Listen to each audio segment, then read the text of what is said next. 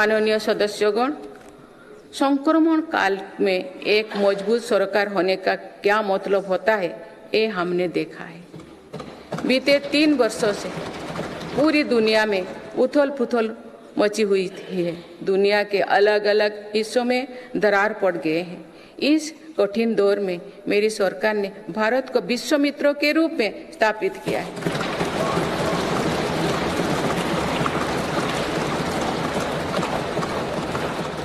विश्व मित्र की भूमिका के कारण ही आज हम ग्लोबल साउथ की आवाज बन पाए हैं।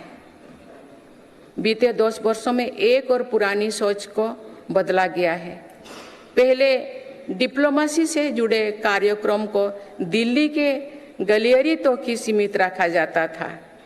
मेरी सरकार ने इसमें भी जनता की सीधी भागीदारी सुनिश्चित की है। इसका एक बेहतरीन उदाहरण भारत द्वारा G20 अध्यक्षता के दौरान देखा गया है।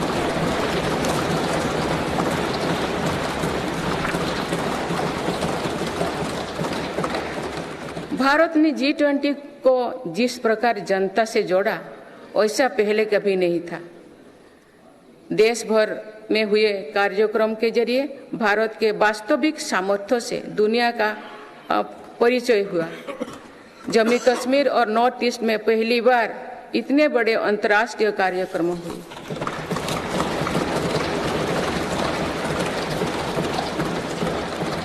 पूरी दुनिया ने भारत में हुए ऐतिहासिक G20 सम्मेलन की प्रशंसा की। ऐसे बंटे हुए माहौलों में भी एक मत से दिल्ली घोषणा पत्र जारी होना ऐतिहासिक है।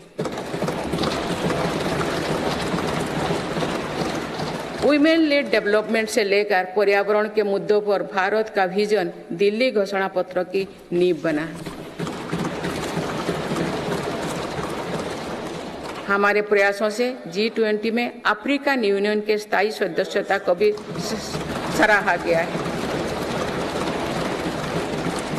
इसी सम्मेलन के दौरान Bharat middle east Europe corridor के निर्माण की घोषणा हुई है।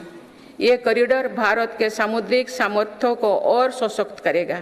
ग्लोबल बायोफ्यूल अलायंस का लॉन्च होना भी बहुत बड़ी घटना है। इस प्रकार के कदम वैश्विक समस्याओं के समाधान में भारत की भूमिका का विस्तार कर रहे हैं।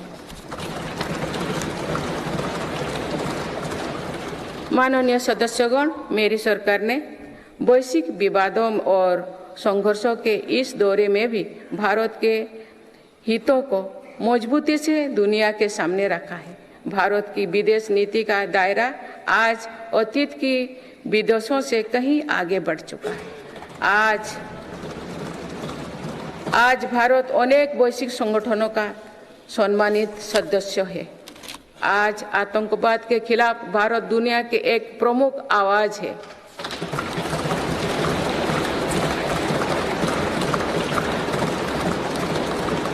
भारत आज संकट में फंसी मानवता की मदद के लिए मजबूती से पहल करता है।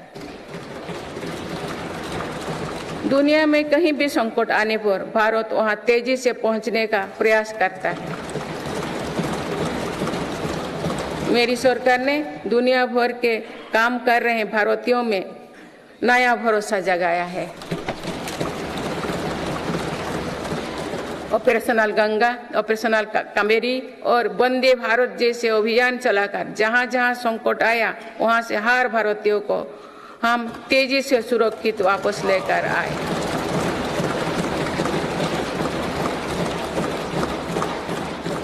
मेरी सरकार ने योग, प्राणायाम और आयुर्वेद की भारतीय परंपरा को पूरी दुनिया तक पहुंचाने के लिए निरंतर प्रयास किए।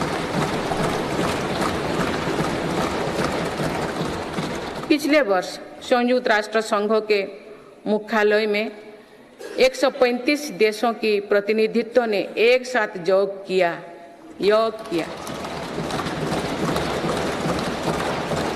ये अपने आप में एक नया रिकॉर्ड है। मेरी सरकार ने आयुष पद्धतियों के विकास के लिए एक नया मंत्रालय बनाया है। विश्व स्वास्थ्य संगठन का पहला global centre for traditional medicine भी भारत में बन रहा है।